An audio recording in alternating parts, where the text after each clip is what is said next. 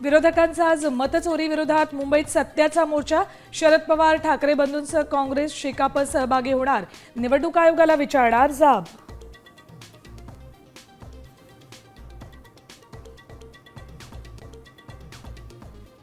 विरोधकांच्या सत्याच्या मोर्चाला पोलिसांची परवानगी नाही. आझाद मैदानाबाहेर आंदोलन करण्यास परवानगी देता येत नसल्याची पोलिसांची भूमिका. सूत्रांची माहिती.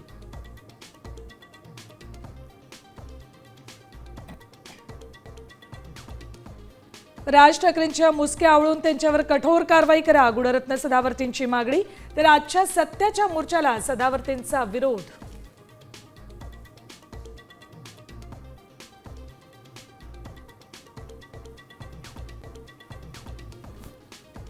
नगरपालिका निवडणुकांची घोषणा पुढच्या आठवड्यात होण्याची शक्यता. 15 ते 20 जानेवारी दरम्यान मुंबईसह सर्व महापालिकांसाठी मतदान होण्याचा अंदाज.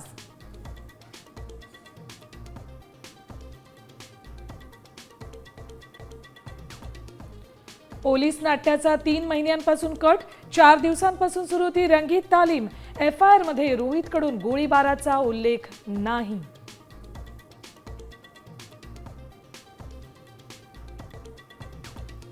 मुंबईत कबुतरांना दाणे टाकण्यास 4 ठिकाणीच परवानगी. दररोज सकाळी 7 ते 9 वाजेपर्यंतच वेळ मर्यादा.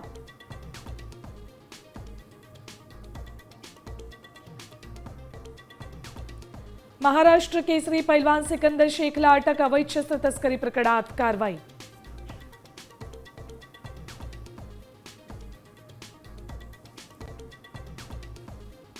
राज्यात पुढील 4 दिवस पावसाचा अंदाज. मुंबईत मात्र शनिवार नंतर कोरडं हवामान.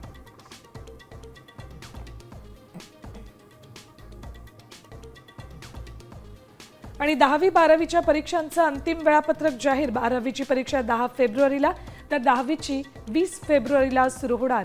राज्य मंडळाच्या अधिकृत संकेतस्थळावर वेळापत्रक उपलब्ध.